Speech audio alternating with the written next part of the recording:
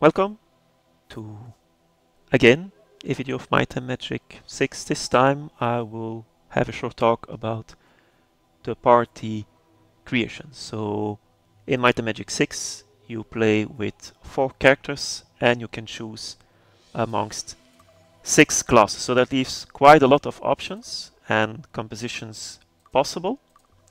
Now the good news is on YouTube I found videos of players that beat the game with only one character. So if they can do it with only one character, then I'm sure that you can finish the game with 4 characters, whatever the composition is.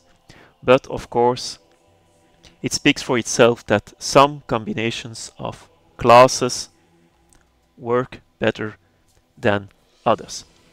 Now, in my experience, when you play this game or replay this game, there are 4 criteria that I think you should take into account upon creating your party. The first one is having access to light and dark magic. It is the strongest magic in the game. It's only useful near the end of the game, but once you have it, it helps you greatly. And it shows that light and dark is the best magic in the game. I recommend having at least 2 characters with access to light and dark magic.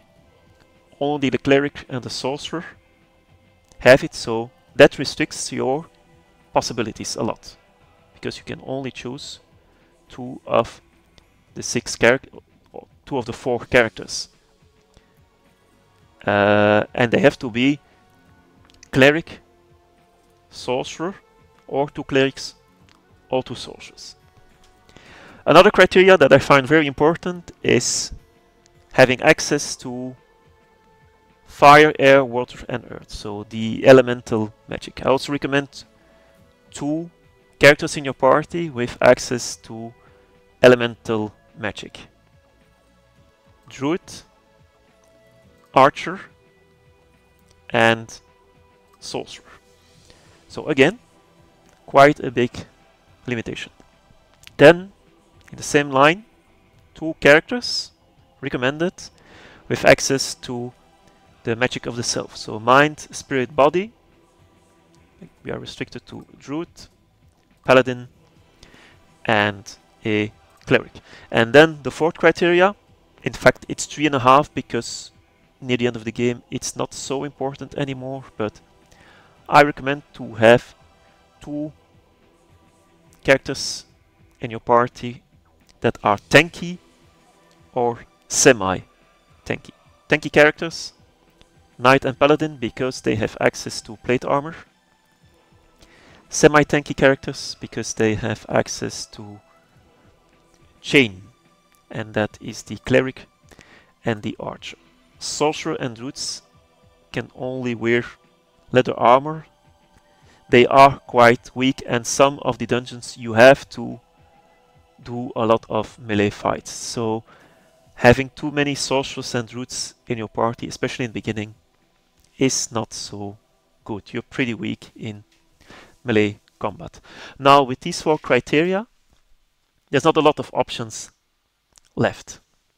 I will show you what I think are the best combinations and that meet my criteria. First of all, let's start with 2 clerics. With 2 clerics you have 2 characters with access to light and dark, you have 2 semi-tanky characters, and you have 2 characters with access to magic of the self. So basically the only thing that you need for the other 2 is they must have access to elemental magic.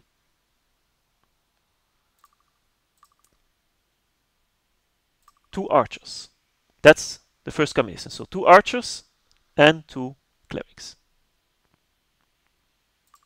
Archer, druid. Archer, sorcerer. Druid, druid, druid, sorcerer, and then double sorcerer.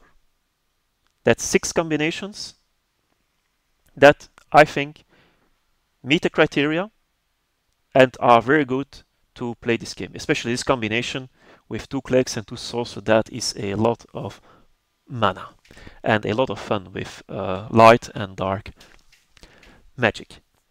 Now, apart from this, there's a few more that will work. So we have 2 clerics. What about 2 sorcerers? What combinations are still possible? You have 2 sorcerers and 2 paladins. That is also good. You can also have a party with 2 sorcerers, a paladin, and a cleric. That also works. That is a combination we haven't highlighted yet. And then there is a combination of sorcerer and cleric. So that one meets the criteria for light and dark magic. And then we have to combine this with 2 other characters that are not clerics and sorcerers, because we already had that combination. The first one is sorcerer, cleric, paladin, and archer. That is also a very good party. The good thing about this game is if you just create your party and press enter, you choose your skills and then press enter, the game presents you with this combination. So it's a very good way to start the game. Even if you don't know about the classes, the game gives you a fine choice. And then there is a final combination, and I think that is the strongest in the game, or the best combination in the game. Sorcerer, cleric, druid, and knight. The knight doesn't use any magic. That means all the skills that affect the entire party, you can dump it on the knight. And then the others, the druid, the cleric, and the sorcerer, they can focus their skill points on the magic. Especially the druid, because the druid uses, or is the only character class that uses both, or can use both, elemental magic and magic of the cell. So the druid consumes quite a lot of skill points. Now, what are these general skills that you can dump on the knight? Some of them are highlighted here: disarm, perception. Yeah, the others are not shown, but you have diplomacy, you have identify. Strange that identify is not here. So it's not available to the knight from the start, but the sorcerer can have identify. But don't choose identify on the sorcerer if you have a knight. Yeah, let your knight learn in the game identify. There's also merchant, and maybe one that I forgot. But that is the way to do it. So we have 10 combinations that I think are best to start the game, and this to me looks the best combination or the best composition of your party. So that concludes a bit this short video. Let me know if you find better combinations, or if some combinations work better than the ones that I have highlighted. I really appreciate your comments on that. Thanks very much.